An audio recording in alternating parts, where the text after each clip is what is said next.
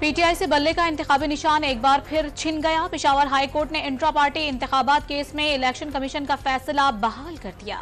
सिर्फ अदालती फैसलों से कुछ नहीं होगा, रियासत को अपना माइंड सेट तब्दील करना होगा। हुकूमत पाकिस्तान लिख कर दे कि आइंदा किसी को भी लापता नहीं किया जाएगा। चीफ जस्टिस फाइज ईसा के लापता अफराद केस में रिमार्क्स।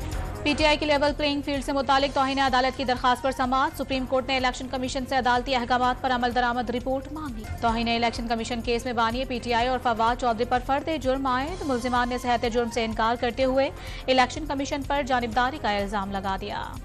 इस्लामाबाद हाई कोर्ट ने धरना देने वाले बलोच मुजाहिरीन को हटाने से रोक दिया। डिप्टी कमिश्नर और एसएसपी ऑपरेशंस 5 जनवरी को जाती हैसियत में तलब।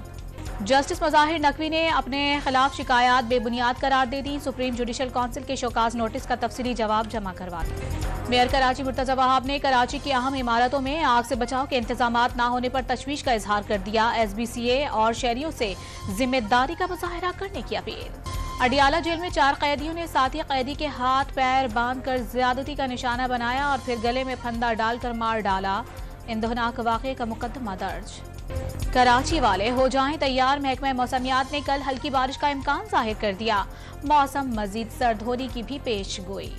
और पाकिस्तान स्टॉक एक्सचेंज में तेजी का रुझान 100 इंडेक्स 297 पॉइंट्स इजाफे से 64,646 पर बंद हुआ।